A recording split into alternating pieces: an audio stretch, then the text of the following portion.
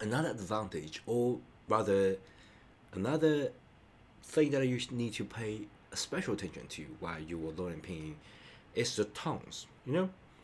Mandarin Chinese is the tonal language. That means, just spell it will not give you the correct pronunciation. It's a lot not like English. You got like some special rule that it's like phonic. Okay, you combine all this together. Kids can do that. All this combination, like apple, something like that. You can banana. It's a banana. Um, it's not like in Spanish when you just read out every letters and then you can get this pronunciation. It's not. And what is even confusing is that if the tone is different, the meaning is completely different. So, the meaning of the words can change entirely just based on the tones. It's change a little bit tone, it's different. So this is like the thing that I have teach a lot of foreign friends about how to speak Chinese, and they just sometimes they get really like paranoia about this kind of thing. Am I like, using the right tone? They often ask me, but it's really simple. Okay, it all comes down to pinyin. Pinyin not only got an initial, got a final, I got a tone. Okay, we got like a four main tones. Okay, and of course a neutral tone. So basically it's a five. Okay, so four major and one. Really simple. Initial, final, and the tone. And when you read or when you type, you don't need to add a tone because you already like tone that in your mind. But when you actually read it, um, you read pinyin, okay? You spell that and pay special attention to the tone. Up, like neutral one, going down, all that. That's it, okay? You won't be able to do things like correct, wrong when you like using the pinyin correctly. You won't be wrong. But sometimes there are like a changing of the tone. Just remember, we will talk about that later. Just remember the rule of thumb here is that if you think that pronounced weirdly, it become really easy for you to pronounce it, like you tone like this, something like that. If you like consecutive tone, change that. Okay, change this more natural tone. Speaking that pretty fast. And I think it's so hard for human. You and me, we're both human.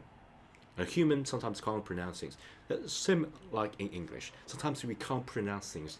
If you like, I've, I have, okay, I've go there, right, something like that. So it becomes pretty hard for you to like pronounce things when you speak pretty fast. Then you kind of like omit something or combine something, okay, you change something. The same goes for Chinese. So the tongue will change a little bit. But that's pretty advanced stuff you don't need to worry about right now. Right now, you just need to know that as long as it's got the initial, final, or the combination and the tone, you read that correctly, your pronunciation will be understood by most of Chinese. And this is already pretty good, pretty big advancement because we got a lot of Chinese characters.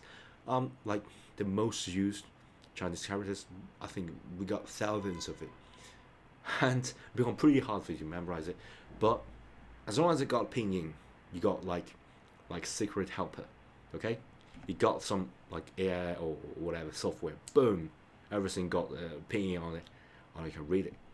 And then later, because you know, I don't think some of the like special sources of some special characters that you need to like complete, repeat in order to memorize it. Yeah, I'm not a big fan of that kind of method. You just use pinyin to spell it out. Okay, you know how to read it. When you listen to that, this kind of pinyin, you understand it. All these characters, you just make yourself familiar with all this, and the more frequently you see, the better that you memorize, and that's the so-called frequent words and frequent phrases in everyday life. So you don't need to like get some special like. I've seen a lot of students just buy some special books about like a frequent used letters or phrases and all that. Don't do that, okay? Just expose yourself and surround yourself in that kind of environment, and then you can understand it. And this boot camp is designed to surround you with Chinese. Okay, so I know at the beginning you may say that I speak a lot of English because this is a course for complete beginners. Okay, and English is not even my first language. It's just to start learning English from a pretty young age. So it's still my second language. I'm going to like bombard you with Chinese if you just scroll all the way down to the like a pretty advanced section. But right now, just rest assured, you don't need to like actively to try to find something like a frequent use and all that. Just listen and practice this boot camp. That's already enough because they got tons of material waiting for you. Okay, and it's a constantly updating series. So if you want a specific scenarios, you can as I record in the Q&A section, I make specific Q&A videos.